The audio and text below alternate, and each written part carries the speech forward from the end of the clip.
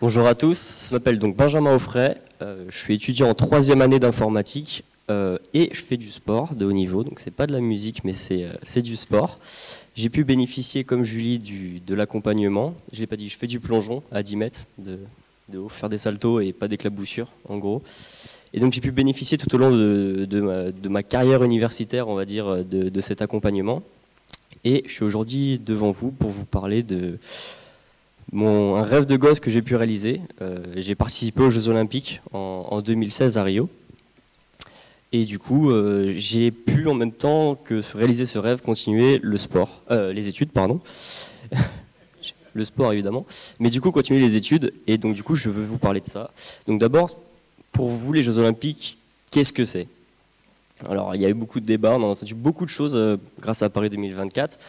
Il y a des gens optimistes, on va dire, et pour qui ils voient une fête mondiale, une sorte de rassemblement où tous les pays sont derrière leurs athlètes. C'est aussi des exploits, c'est des accomplissements. C'est plein de choses, disons, positives, mais il y a aussi d'autres personnes qui vont être un peu plus pessimistes et qui vont penser énormément de gâchis, d'argent, voilà, des choses pas forcément plus politiques que les athlètes eux-mêmes. Pour moi, clairement, c'était un rêve de gosse, mais c'était...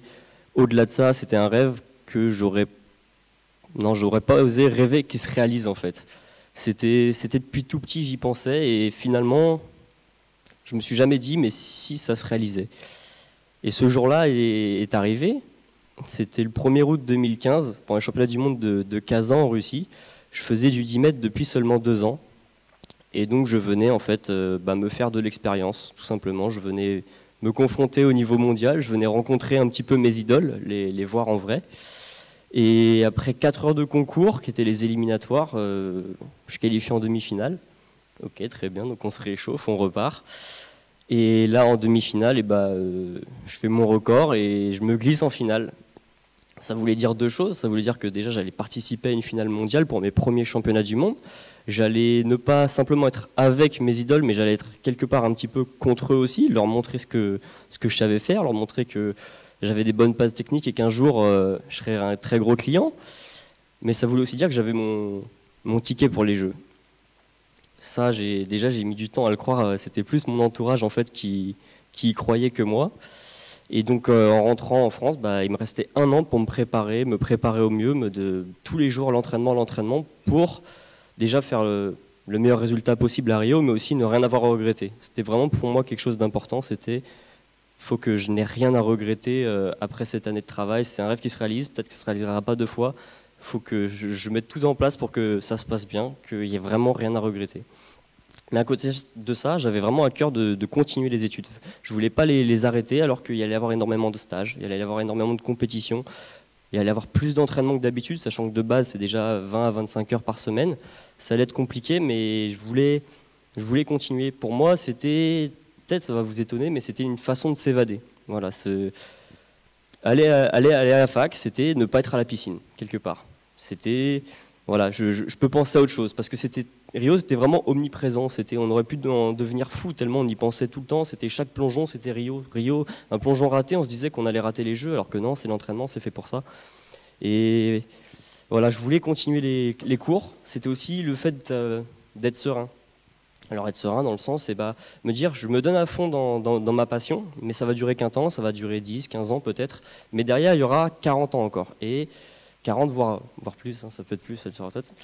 Donc, il y aura en tout cas beaucoup d'années, voire beaucoup plus d'années que d'années de sport, où il faudrait faire aussi quelque chose. Et là aussi, il faudrait ne pas avoir à regretter. C'est donner la chance de faire toutes ces années après aussi quelque chose qui me plaît, et pas toutes ces années me dire si j'avais su,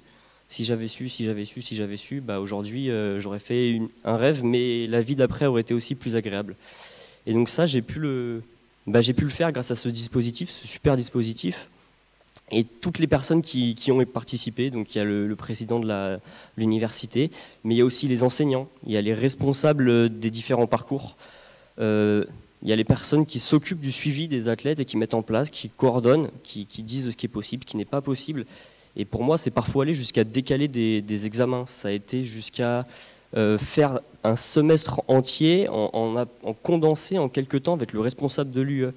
Ne pas aller en amphi, voilà, on faisait d'un coup amphi, TD, TP, tout d'un coup mélangé, on allait à mon rythme. Ça, c'était une chance qui était incroyable et ça m'a permis de continuer ces deux choses. Voilà, donc l'histoire fait que je terminerai 4e aux Jeux Olympiques. Donc ça, c'est... Voilà, c'est dur, c'est... Voilà, non, je vois vous sourire, c'est très dur. Aujourd'hui, ça me fait sourire, ça n'a pas toujours été le cas. C'était un enseignement incroyable, parce que je ne savais pas qu'une émotion pouvait être à ce point positive et négative. C'était une immense fierté d'avoir fait les Jeux Olympiques, une immense fierté d'être en finale olympique devant sa famille, d'être si proche d'un podium et en même temps de ne pas être dessus. Clairement de ne pas être dessus. Donc ça a été... j'ai appris énormément de choses au cours de cette année, que si on se donne les moyens, qu'il fallait continuer, jamais rien lâcher, qu'il y avait des personnes qui étaient là pour nous aider à réaliser ces rêves, mais aussi à nous faire penser qu'un jour ça pouvait s'arrêter et que c'était important dès maintenant d'y penser, de l'avoir dans un coin de la tête et de ne pas abandonner tout ça. Et du coup, quelques mois après les Jeux Olympiques, j'ai validé ma 2e année de licence. Je suis maintenant en 3e année et j'ai le regard tourné vers 2020 parce que je veux ma revanche pour les Jeux Olympiques, donc je veux ma médaille en 2020. Et d'ici là aussi, ma licence et pourquoi pas un master d'ici là si c'est possible, on verra. Merci à tous.